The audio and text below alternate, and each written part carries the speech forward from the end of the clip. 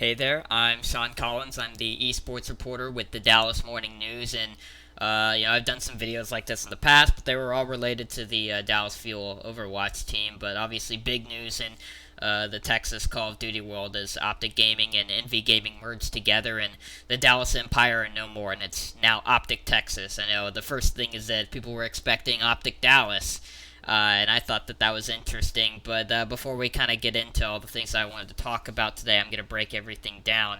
If you're interested in the content, whether it's my articles or even these videos on YouTube, you can follow me on Twitter, and that's how you're going to be able to see everything.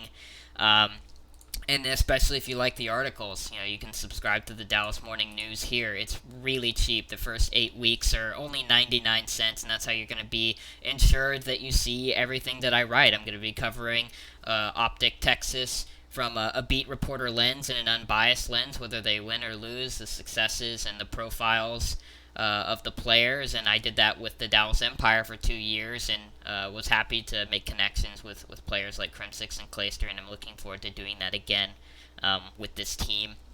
If you're unfamiliar with the beat reporting, it's very similar to what you may see with coverage with the NFL. We do the same thing with like the Dallas Cowboys and the Dallas Mavericks and Luka Doncic and the Texas Rangers and all that. So basically, just chronicle the season and the off season and try to give context to everything that's happening.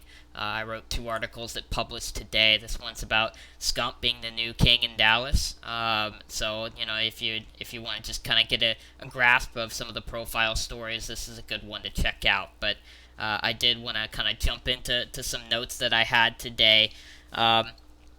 Here's just a quote from Mike Rufail, who I've gotten to make a business relationship with over the last 2 years, and here's a quote from him about his favorite league, because obviously a lot of things happened that kind of signaled towards this OpTic and Envy merger happening for months. And his quote was, "My favorite leak by far is that the team is called OpTic Dallas." It's funny when people think that they are leaking something, they think that it's absolutely true. When they don't understand is they don't control the business, and things can change very quickly, and they got it wrong this time. So, you got the whole NB OpTic thing right, but you didn't get the team name right. That's kind of discussed in this article, too, about OpTic Texas being the new Call of Duty League team. And I discuss a little bit of that quote here. And I got to talk with Hector Rodriguez and Mike Rafael and Adam Reimer for this story. So there's a lot of good context in this story, and you get to hear from everybody. And I think the thing that I like the most about the OpTic Texas deal is that this wasn't about just Dallas. For both of these guys. So I found out that they're both the sons of immigrants that were born in Texas. So Hector had a really good quote about that as well. And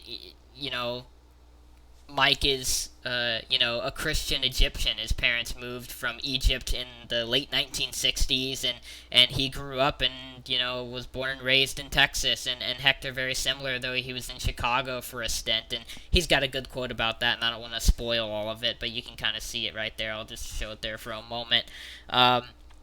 But I wanted to talk about, several other things that are kind of related to this whole deal. I guess just to break down the roster. It's Dashi, it's Scump, it's Illy, and it's Shotzi. I've gotten to know Shotzi and Illy decently well over the last 2 years, but on paper, this team doesn't have to worry about talent. They're as talented as it gets in the Call of Duty League, and I would immediately plug them within that top 4 conversation. And their ceiling is definitely being the best Call of Duty team in the league. I would put Atlanta FaZe in there as well. I would also put New York Subliners in there. Having Crimsix and Clayster and Hydra and Neptune is definitely a formidable roster, but I also think that people should be careful not to sleep on the Toronto Ultra again.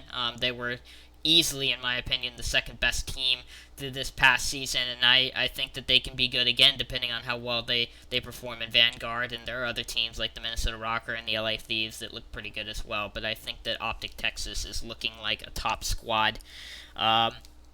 Another funny note that I got from my conversation with Hector, if you missed it, OpTic also has a Warzone team. They kind of adopted Bobby Poff and Sabas into that team. They also have TP and they alluded to another seat being open, that they would sign another player, and Shotzi kind of leaked that it would be Zlaner. So the you know they were having to make some pivots, and they had to adjust their schedule, and ultimately release that Zlaner is going to be an OpTic Warzone player today as opposed to yesterday, and they had that video all planned out. But I wanted to play a quote from Hector from that conversation. So here it is. You know what was funny is that I got a text as I got in my car, so I had to go get a COVID test because I'm sitting courtside today for the Mavs game, so I had to go get a COVID test. And as soon as I left the office in the studio, I literally put my phone down to try to get as much done as possible. Preparation for the launch and all of this stuff at the game. So in the period of time in which I went to go get a post, I went home to take a shower. Me getting on the road to start heading downtown to talk to you, I missed the fact that he leaked the Zlaner announcement.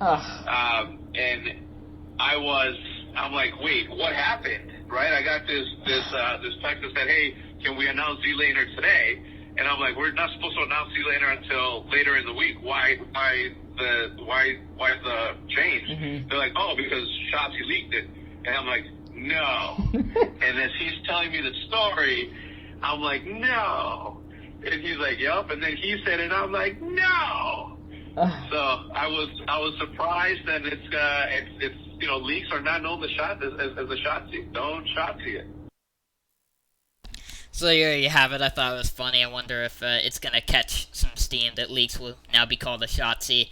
I've seen a lot of good Tom Holland jokes. If you don't know about the Marvel Cinematic Universe, he is notorious for leaking plot points and whatnot, and they kind of have to like put a hand over his mouth. So it's kind of funny that Shotzi has developed into that. Maybe not so funny if you're the OpTic team trying to produce content, but some highlights from OpTic Texas's scrimmages and tournaments early in Vanguard. They played super well.